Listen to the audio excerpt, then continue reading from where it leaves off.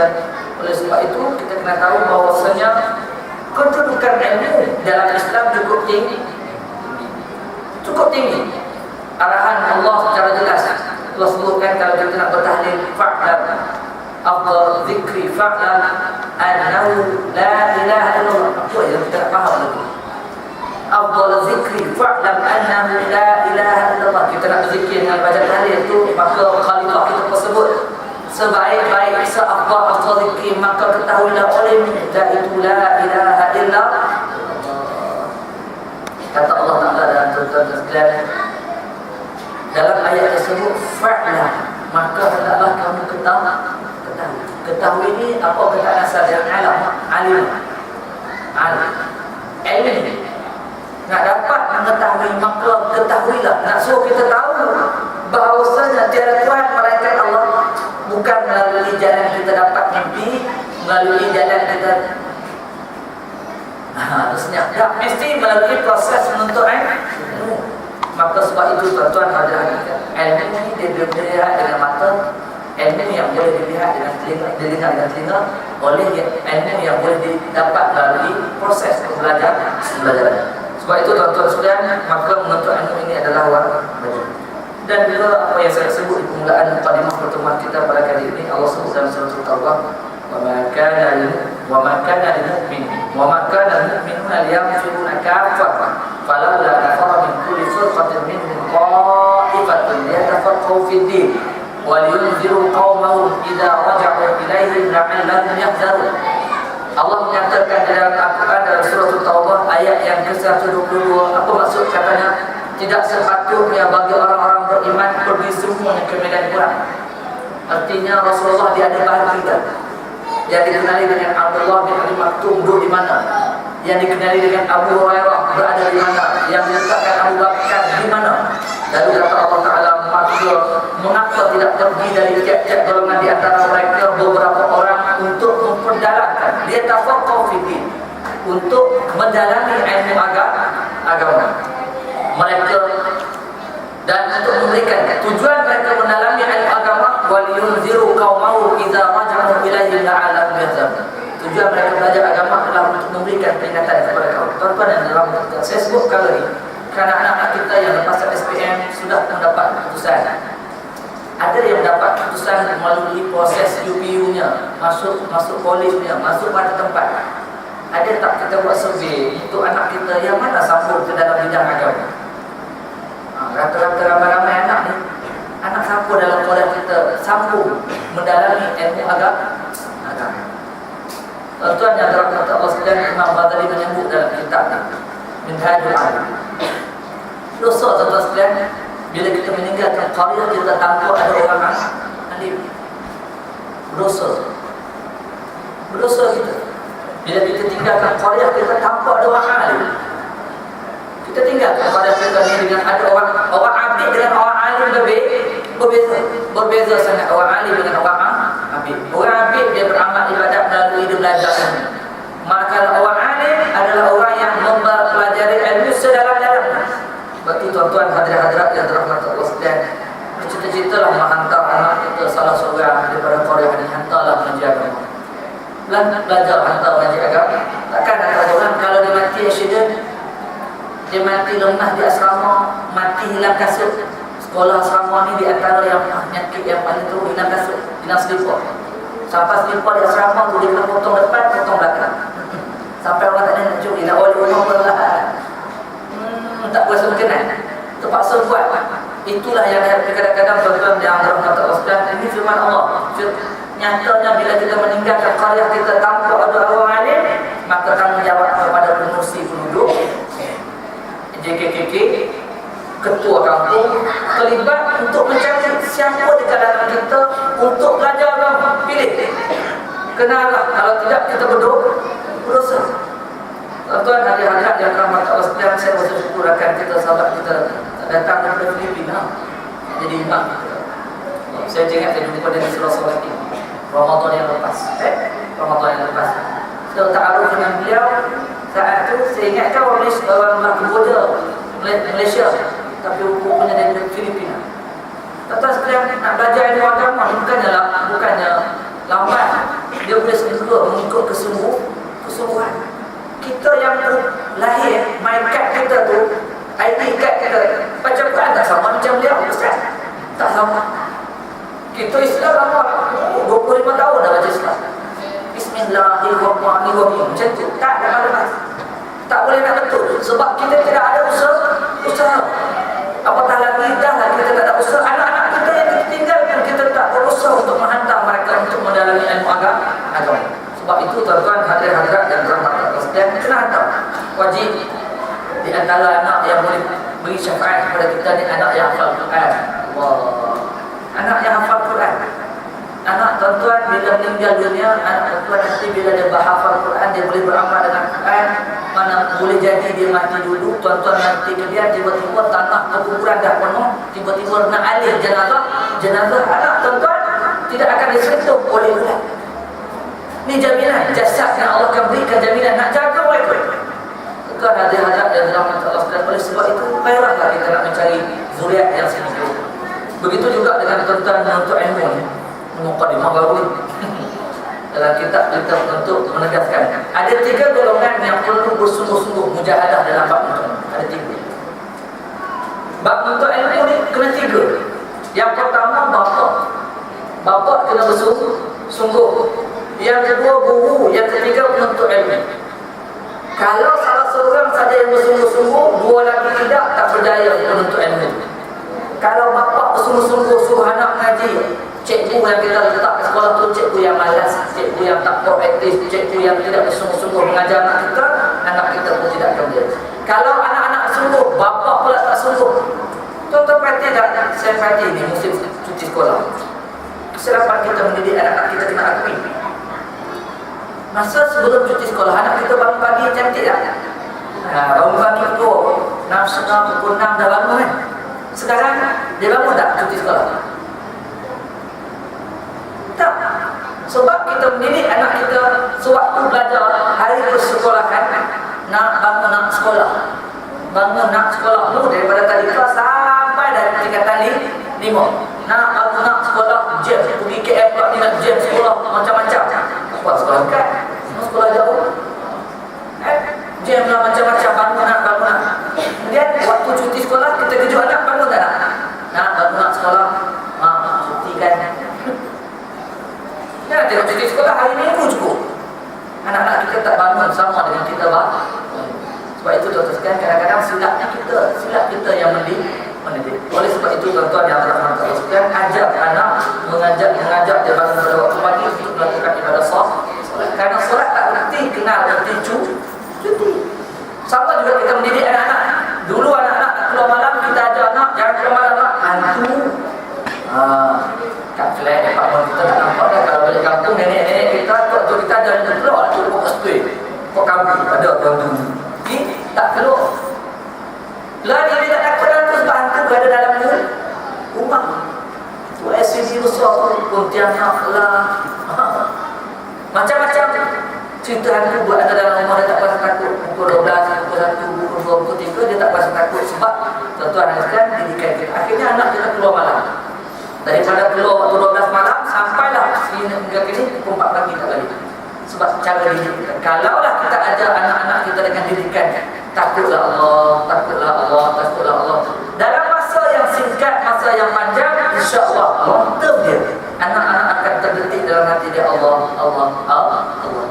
Ini didikan yang kita ajar, kadang-kadang kita perlu menghasas masalah. Tuan-tuan hadirin hadirat yang dirahmati Allah sekalian, seterusnya. Sebagai penutupan kita pada malam ini, saya nak sebut dalam surat Allah SWT dalam surat Jumat. Allahu alladzi khalaqal mauta wal hayata liyabluwakum ayyukum ahsanu amala. Allah sebut, Allah menjadikan mati dan hidup itu. Alladzi khalaqal mauta wal hayata liyabluwakum ayyukum ahsanu amala. Allah lah yang menjadikan mati, Allah lah yang menjadikan hidup. Tujuan Allah ada variasi hidup dan mati. Untuk apa? Manusia, orang beriman, orang Islam, hayatilah, bertadabburlah dengan firman Allah. Allah nyatakan, aku jadikan variasi kehidupan dan mati itu ada. Hidup dan mati ada dalam hidup kamu. Kenapa? seronok. Kadang-kadang seseorang itu melihat perspektif kematian itu rasa sedih. Kadang-kadang kita melihat kelahiran seorang anak menangis, nak nampak rasa seronok. Bila nampak kematian, tibalah masa untuk kami berasa sedih. Bukan tujuan itu Allah cipta hidup dan mati. Liyabluwakum ayyukum ahsan. Tujuan aku cipta dalam hidup dan mati adalah untuk aku menguji kamu di kalangan kaum manusia, siapakah yang terbaik amalan. Ayyukum ahsanu amal. Tuan yang dirahmati Ibnu Katsir dan para ulama tafsir menyebut ayyukum ahsanu amalan. Apakah yang dimaksudkan amalan yang paling terbaik? Amalan yang paling terbaik bukan banyaknya amalan. Dia tak terletak pada banyak. Tapi ulama tafsir menyebut ahsanu amalan, yang paling terbaik amalan seseorang itu adalah siapakah yang paling kualiti amalan. Yang berkualiti amalannya dari sudut dua. Kualitinya sesuatu amalan tersebut, pertama dari sudut keikhlasan, yang kedua dari sudut berterusan ataupun dengan istilah istiqamah. Sebab itu tuan-tuan yang dirahmati Allah sekalian, dalam kita nak berebut untuk buat kebaikan, nak membuat satu khairiat, nak buat satu amalan, maka carilah satu amalan yang boleh kita buat ada kualiti. Kualitinya dari sudut keikhlasan. Tuan-tuan sekalian Allah SWT, saya baru lepas pulang daripada perempuan AFC. Sini alternatif riding club Bumi Negeri Selangor, terbawa anak muda kita ride motor pergi ke Pondok Selama, Tafiz, kemudian perakhiran ending dia kita pergi ke Memali menziarahi makam-makam para syuhada. Allah Ta'ala sekalian, Allahu Akbar. Nak sebut dah, ada satu cerita seorang yang rafiq dengan Fadil Syahid Ustaz Ibrahim Rubia ni. Kisah yang mungkin saya pernah sebut, kita ingatkan tentang nilai keikhlasan yang diajar oleh seorang guru yang pernah bekerja di Jabatan Agama Islam, Jabatan Agama di Kementerian Malaysia, Pusat Islam. Kisah tersebut, gaji yang dia dapat 4,000 zaman 80-an, kaya. 4,000 zaman 80-an. Bukan 4,000 sekarang, 4,000 sekarang celik-celik tak lagi. Seafood lagi, langsir bini lagi, tudung ala maya kering pada tudung. Nak beli 4,000 celik-celik tak ada habis, sekejap saja. Dan 4,000 zaman 80-an, orang kaya atau sekian, seolah-olah macam 10,000 sekarang. Dia berhenti, akhirnya berkhidmat di kampung, kerana di sana tidak ada pondok nak mengajar tentang agama di Bali. Dia pulang mengajar anak karya di kampung, menjelajah seluruh tempat menceritakan tentang Islam. Dan sekali lepas-sekali nak keluar kuliah maghrib, nak pergi ke BM ni bukan bahasa Malaysia, mungkin kita jauh. Orang Penang tahu lah. Keluar daripada Bali, nak ceramah, dijemput, lepas-sekali dalam koceknya ada 30. Dalam kocek ada 30 RM.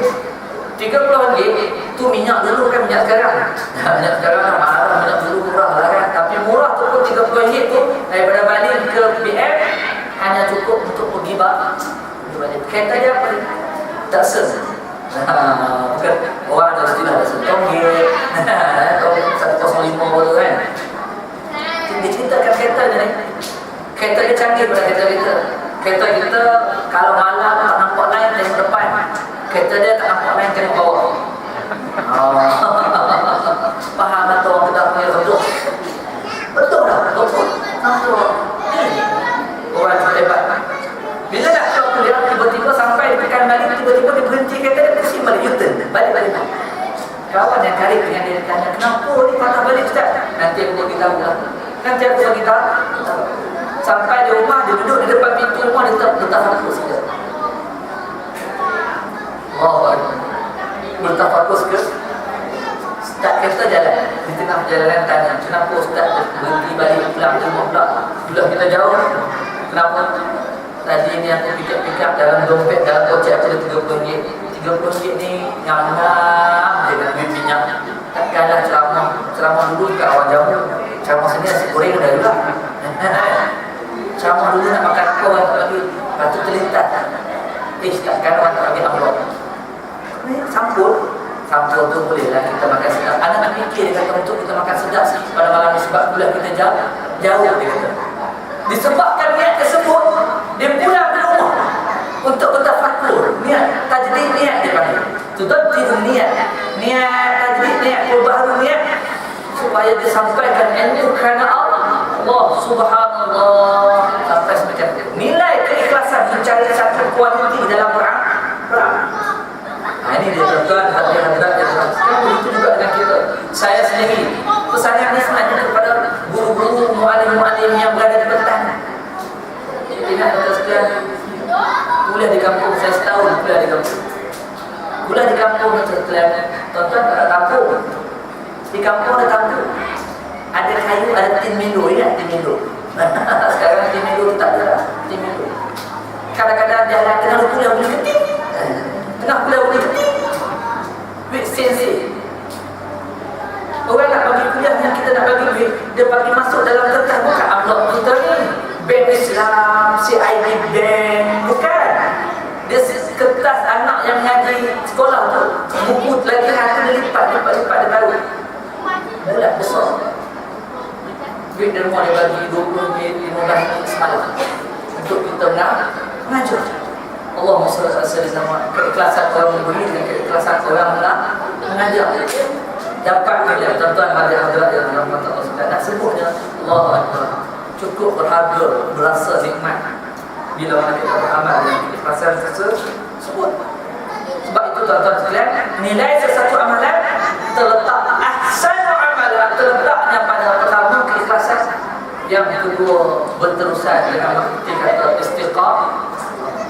Tuan datanglah kuliah berterusan, walaupun tak banyak, terus datang. Kerana nak mencari kualiti. Jangan buat banyak. Kadang-kadang ni dah masuk, kita dah masuk bulan Rejab, kadang kita disunatkan untuk buat warm-up, stretching untuk panas badan. Sebab tu kita disyariatkan dengan disunatkan untuk berpuasa di bulan Rejab, bulan Syawal, pada menghampiri bulan Ramadan, ready untuk kita melaksanakan ibadah puasa. Sebab tu kadang-kadang orang tak puasa, bulan Rejab dah. Contoh perasan sekarang bulan Rejab, alhamdulillah kita puasa. Dekat Australia tak puasa. Tiba-tiba sempat bulan Ramadan. Esok nak tengok anak bulan. Nak tengok anak bulan esok sahur dulu. Kejut lagi kita lah. Puasa kain, tak sedar kata esok puasa. Kerana dia tak warm up, dia tak ada stretching. Sebab tu tuan-tuan sekalian amalkan. Untuk kita hidupkan rasa kita nak beramal untuk menghadapi bulan Ramadan. Istiqamah ini bermaksud tuan-tuan sekalian, walaupun sedikit tetapi berkekalan. Tak apa. Kita bangun malam, setengah orang nak buat amal ibadat, dia nak buat solat taubat, dia nak buat solat tasbih, dia nak buat tiap-tiap malam dia nak buat dengan tekad gitu. Buat sampai 3 malam. 3 malam pertama solat tasbih tinggal. Malam pertama solat tasbih ni 2 rakaat, 4 rakaat, Allah lembek betul. Tinggal malam pertama. Kemudian dia solat taubat, solat macam-macam dia buat. Solat taubat tinggal. Akhirnya malam yang ke-10 2 rakaat aja solat tahajud. Witir tak lawat tak larat. Sebab kau dia mula dengan banyak. Sebab tu kalau kita nak beramal, belajar untuk beramal dengan sedikit tetapi untuk betul. Tahap dia tahap. Belajar orang beriman sekalian. Orang yang baru nak buat amal ibadat, mula dengan sikit, jangan mula dengan banyak. Takkan satu. Sebab kebanyakannya kalau mula dengan banyak, dia berakhiri dengan sikit. Tapi seseorang yang mula dengan sikit, dia akan berakhir dengan banyak. Macam kita jadi ahli sekarang, mana ada jurulatih kita dulu kita sampai berlari 20 km mesti tak ada. The stretching kita dengan 1 km, esok 2 km, esok 3 km, naik tingkat naik. Kalau saya latih 10 km, sehari tu lari walaupun sok kaki. Tak ada dah. Ni terus baik. Allahumma shalli ala sayyidina. Dan pada malam ini saya nak bicarakan tentang pesanan Allah Subhanahu wa taala menegur Nabi kita Muhammad sallallahu alaihi wasallam. Allahu akbar. Saya ingat bila Nabi ditegur, apatah lagi makna manusia biasa seperti umat Nabi Muhammad sallallahu alaihi wasallam. Teguran ini berlaku pada ketika mana Nabi Muhammad sallallahu alaihi wasallam ada seorang bangsa Arab pergi bertemu dengan pendeta Yahudi. ingin bertanya tentang kebenaran. Adakah Muhammad ini benar seorang Nabi dan seorang Rasul? Pelita-pelita Yahudi mereka ini tahu tentang kelahiran dan hadirnya Nabi kita Muhammad sallallahu alaihi wasallam. Pada saat tersebut, tuan-tuan hadirin hadirat yang dirahmati Allah sekalian, mereka pergi bertemu dengan pendeta Yahudi di bumi Yathrib, nama asal Madinah Munawwarah, pergi bertanya kepada mereka, adakah Muhammad ini benar menjadi seorang Rasul? Lalu pendeta kata, tanyalah kepada Muhammad ini dengan 3 soal. Pertanyaan, wa yas'alunaka 'anil ruh, tanyalah kamu tentang ruh. Yang kedua, tanyalah tentang ashabul kahfi. Nahnu naqussu 'alaika naba'ahum bil. Nah, cerita tentang, aku ceritakan tentang satu berita fityatun amanu bi rabbihim wa zidnahum huda. Satu kelompok pemuda Islam yang hidup di zaman Bani Israel pada saat tersebut, karena kezaliman seorang raja, mereka nak menyelamatkan akidah, mereka bersembunyi dalam satu gua. Cerita yang kedua. Cerita yang ketiga, cerita tentang seorang lelaki yang mengelilingi dunia. Lalu pendeta Yahudi ini pun beri jawapan tersebut kepada mereka. Lalu pendeta ini kata, kalaulah Muhammad berjaya menjawab soalan tersebut, maka benarlah itu Muhammad. Mereka pulang ke Makkahul Mukarramah dengan tujuan untuk bertanya kepada Nabi kita Muhammad sallallahu alaihi wasallam. Kalau sekalian, sebab itu bertanya dia banyak sudut. Bertanya ni banyak perspektif. Ada orang bertanya kerana dia jahil untuk mendapat pengetahuan. Ada orang bertanya kenapa? Kerana memang tanya untuk istihza, mustahzi. Dia panggil untuk memperbodoh-bodohkan. Ada pula yang bertanya yang kadang-kadang berlaku kepada pelajar-pelajar daripada overseas, daripada Mesir, daripada Syria, daripada Jordan, daripada pondok, bawa balik. Kita turun kampung dan sekarang dia ada satu soalan. Soalan pada orang jahil nak tanya kepada orang alim, alhamdulillah tak ada masalah. Seorang yang nak memperbodohkan tu biasa. Ada satu soalan test. Nah, sudah ni power tak power? Dia tanya soalan kerana nak test. Tuan-tuan dan puan-puan, mereka pulang bertanya bukan nak dapat kebenaran, tetapi nak tanya memang benar Nabi Muhammad ini bukan Nabi. Tujuan dia mereka begitu. Tuan-tuan yang dirahmati Allah sekalian, akhirnya mereka bertanya kepada Nabi kita Muhammad sallallahu alaihi wasallam. Apa kata Nabi? Kata, aku akan jawab aku akan jawab esok. Teruskan, Allah hajar Nabi sehingga lama. Ada riwayat sebut 3 bulan wahyu turun. Nabi tak akan beri jawapan melainkan wahyu. Wa ma yantiqu 'anil hawa in huwa illa wahyun yuha. Nabi tidak akan bertutur kata melainkan wahyu sampai kepada Nabi. Sehingga kan wahyu tak turun ke Nabi. Nabi gelisah. Timbullah buah-buah mulut masyarakat Arab. Nah, ini tengok Muhammad. Dia kata dia Nabi, aku bertanya kepada 3 soalan, dia nak janji esok, sampai sekarang tak jawab-jawab. Benar Nabi ini sebagai seorang bunyi cerita tentang Nabi itu bohong. Nabi ini bukan Nabi yang benar, yang benar. Tentang sekalian, Nabi masih lagi menunggu. Lalu teguran Allah Subhanahu wa taala menceritakan kepada Nabi kita Muhammad sallallahu alaihi wasallam dalam surah Al-Kahfi ayat yang 23. Wala taqulanna li syai'in inni fa'il dzalika ghadan. Allah kata, dan janganlah engkau wahai Muhammad berkata mengenai sesuatu yang hendak engkau kerjakan bahawa aku akan lakukan esok hari. Esok aku buat. Jangan kamu kata begitu. Illa ayyasha Allah, melainkanlah kamu mengucap insya-Allah. Berlaku tak dalam kehidupan? Jom kita hampir. Baca jadi polis esok confirm aku buat. Paperwork esok siap. Esok siap. Nah, minggu depan boleh siap tanpa kita mengaitkan dengan perkataan insya-Allah. Nabi Muhammad ditegur. Akhirnya tuan-tuan sekalian, janganlah kamu mengatakan esok aku nak lakukan, melainkan kamu kata insya-Allah wahai Muhammad. Tuan-tuan yang dirahmati sekalian, nilai Nabi yang dapat teguran. Allahu Akbar. Sampai sedemikian rupa Nabi terpaksa menerima sesuatu berita atas satu kesilapan. Kesilapan tersebut bukan dosa, tetapi satu ilmu dan wahyu yang Allah nak turunkan kepada Nabi kita Muhammad sallallahu alaihi wasallam. Wa zkur rabbaka idza nasita wa qul asa ayahdiyani rabbi aqrab min hadza rasyada. Malaikat insyaallah dan ingatlah serta sebutkanlah akan Tuhanmu jika engkau lupa. Tapi bila kita lupa ni, sebutlah Allah, Allah, Allah, Allah banyak. Tuan-tuan yang dirahmati sekalian, bila turun ayat tersebut, apa jawapan Nabi Muhammad SAW? Wa yas'alunaka 'anil ruh. Bila ditanya kepada kamu wahai Muhammad tentang ruh, qulir ruhu min amri rabbi. Katakan kepada mereka, urusan ruh ni bukan urusan kau, bukan urusan manusia. Ini adalah urusan Allah.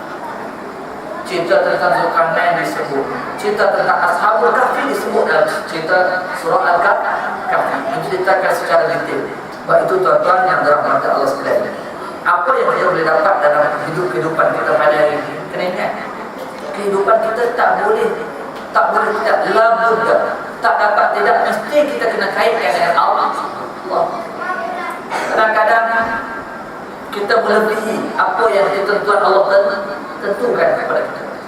Tuan-tuan yang dirahmati Allah sekalian, perjanjian Hudaybiyah, satu perjanjian yang pada asalnya dilihat oleh bukan orang lain, dilihat oleh para sahabat radhiyallahu alaihim, termasuklah Umar bin Khattab. Perjanjian ini adalah perjanjian yang merugikan Islam. Perjanjian Hudaybiyah berlaku tuan-tuan yang dirahmati Allah sekalian selepas Allah turunkan ayat dalam surah Al-Fatih. Laqad sadaqallahu rasulahu ru'ya bil haqq la tadkhulanna al-masjidil haram insyaallahu amin. Ayat yang panjang menceritakan, wahai Muhammad, laqad sadaqallahu rasulahu ru'ya bil haqq. Sesungguhnya Allah telah membenarkan mimpi Rasulullah yang benar. Rasulullah, la tadkhulanna al-masjidil haram insyaallahu aminina muhalliqina ru'usakum wa muqassirina la takhafun.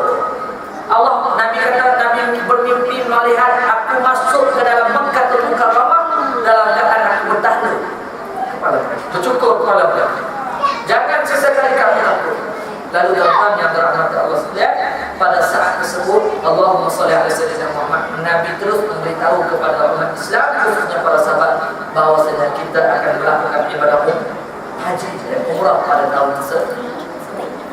Tuan-tuan yang dirahmati Allah sekalian, tahun tersebut akhirnya, ringkas cerita, bila Nabi Muhammad SAW pergi berangkat untuk ke Mekah, berita tentang keberangkatan Rasulullah nak pergi melakukan ibadah haji telah pun dapat diketahui oleh pihak musuh.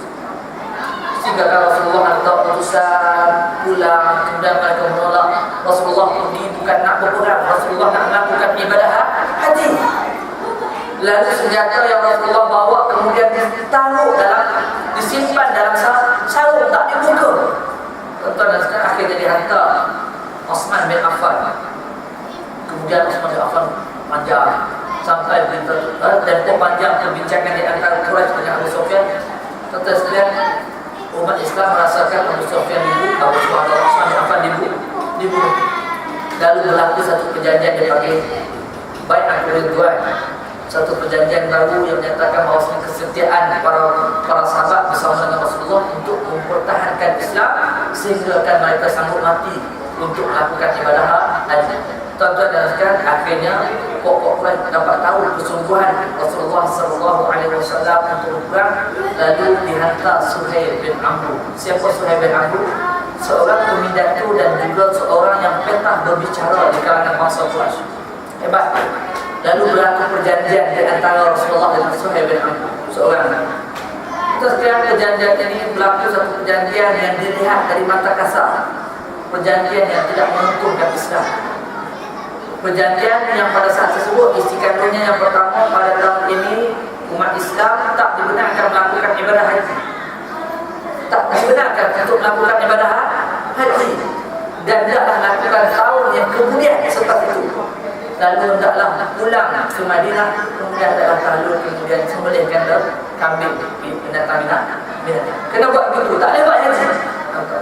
Yang kedua, tuan-tuan yang dirahmati Allah sekalian, perjanjian itu menyebut katanya sesiapa yang pergi ke Madinah, orang Quraisy masuk ke Islam dalam Madinah, hendaklah diserahkan kepada mereka. Manakala orang Madinah yang lagi pergi ke Makkah, orang Quraisy tak boleh serahkan. Untunglah rugilah. Yang ketiga, sekian, tidak boleh berlaku peperangan selama 10 tahun. Tuan-tuan yang sekalian, jauh lebih daripada itu, yang menulis perjanjian tersebut bukan orang lain, yaitu Sayyidina Ali radhiyallahu anhu. Ali lah yang menulis perjanjian tersebut dengan Suhail. Lalu Rasulullah SAW menyebut, wahai Ali, tulislah Bismillahirrahmanirrahim, dengan nama Allah, Tuhan yang Maha Pemurah lagi Maha Penyayang. Suhail kata, jangan tahu Ar-Rahman Ar-Rahim. Kami tak kenal, orang Quraisy tak kenal apa itu Rahman, apa itu Rahim. Sebut, tulis Bismillahirrahmanirrahim. Bismillahirrahmanirrahim. Sebut dengan nama Allah Tuhan. Cukup. Kami kenal Allah dia Tuhan. Kami tak kenal Rahman, kami tak kenal Rahim. Nabi suruh Sayyidina Ali tu. Sayyidina Ali satu. Tak boleh nak tulis. Nabi kata tulis. Tengok. Dah satu perjanjian yang merugikan. Dah kita nampak di Rasulullah. Tulis. Tiba-tiba naik kepala pula. Jangan sebut Ar-Rahman Ar-Rahim. Nabi akur dengan permintaan tersebut. Kemudian min Rasulillah sallallahu alaihi wasallam, daripada Rasulullah sallallahu alaihi wasallam. Nabi Suhail kata, wahai Muhammad, kamu tak disebut Rasulullah. Kalau kamu sebut Rasulullah, kami tahu kamu Rasulullah, kami tidak akan menentang kamu. Sebutlah nama Muhammad bin Abdullah. Tulislah tu Rasulullah. Kemudian Rasulullah kata, wahai Ali, padam. Saudara Ali tak sanggup padam. Ali padam. 3 kali Nabi suruh padam. Akhirnya saudara Ali tak sanggup padam. Nabi terus ambil padam sendiri. Allah. Melampau tak mereka dalam perjanjian tersebut? Melampau. Sebut saja Muhammad bin Abdullah sudah. Tuan-tuan yang dirahmati Allah sekalian, perjanjian tersebut dilihat dari sudut pandang saja, tidak menentukan. Tuan-tuan yang dirahmati sekalian, Nabi tuan-tuan sekalian, sebelum berlakunya Hudaybiyah, ada satu bai'ah dipanggil bai'ah Ridwan. Mereka berpakat. Abu Bakar dengan pandangan Abu Bakar yang dikatakan, kalaulah kita dihalang, kita mesti menentang sampai bermati. Muqatiluh, kita akan bunuh mereka. Nabi bersetuju. Tiba-tiba dalam keadaan syura yang telah dibentukkan tersebut, tiba-tiba Nabi mengeluarkan satu keputusan sendiri buat satu perjanjian, iaitu perjanjian pada saat tersebut kita pulang ke Madinah itu. Tuan yang dirahmati di antara ulama di antaranya saya ambil dalam kitab sirah Ramadan An-Nabi, disebut di antara hikmah yang begitu besar, nilai panduan wahyu dengan nilai panduan akal. Panduan wahyu dengan panduan akal, hendaklah kita utamakan panduan wahyu daripada panduan akal. Penelitian wahyu dengan penelitian akal, penelitian akal akan tewas. Sudah pasti sekian akal kita menyatakan kita kalah dengan perjanjian tersebut. Kalah perjanjian ini tak menguntungkan. Buku-buku yang terkait ulama buat ittifaq mengatakan perjanjian Hudaybiyah lah kemenangan yang besar dalam sejarah Islam berbanding peperangan lain. Kenapa? Karena orang kafir Quraisy mengisytiharkan Islam itu ada. Dalam peperangan sebelum ini, peperangan yang mereka menentang Rasulullah, mereka menentang karena mereka tak isytihar, tak iktiraf Islam. Dalam perjanjian Hudaybiyah mereka mengiktiraf Islam sebagai satu kuasa yang membenarkan mereka masuk dan keluar daripada Makkahul Mukarramah melakukan ibadah haji. Berlaku perjanjian tersebut di antara kemenangan yang besar juga dalam perjanjian tersebut. Nabi kita berjaya mengubah sikap orang-orang Quraisy yang ada akhlak yang buruk. Apa akhlak yang buruk? Mereka menyelesaikan masalah dengan peperangan.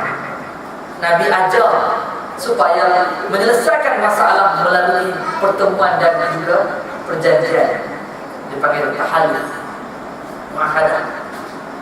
Lebih baik mewajib silmi, berdebat.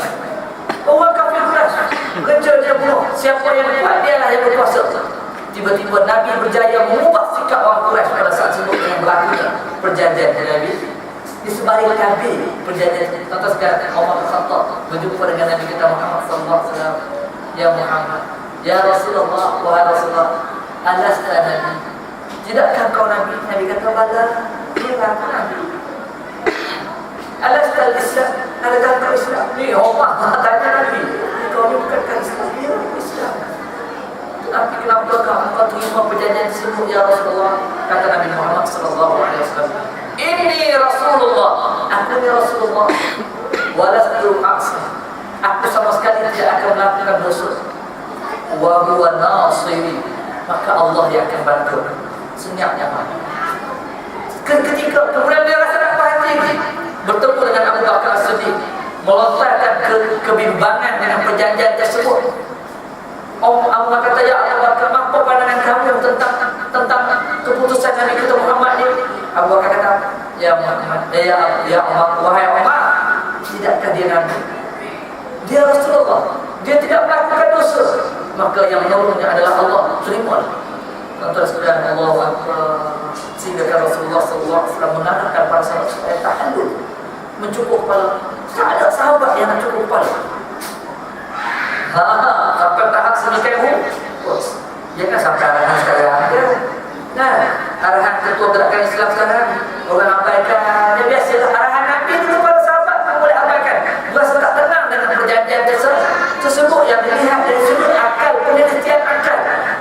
Tidak dilihat dari sudut penelitian wahyu. Akhirnya bertemu dengan Ummu Salamah, orang isteri Nabi Muhammad SAW. Lahir pula peranan seorang isteri. Bila dalam keadaan suami tertekan begitu, ternyata setengah isteri tak mampu tanggung bersama dengan suami. Tapi Ummu Salamah buat satu tindakan yang baik. Ya Rasulullah, kalau kamu arahkan supaya sahabat kamu bertahalul pulang ke Madinah Munawwarah, maka kau keluar daripada kemah ini, kau tahalul sendiri. Subhanallah, Rasulullah tahalul sendiri. Cukup pula menyebabkan para sahabat ikut tindakan Rasulullah sallallahu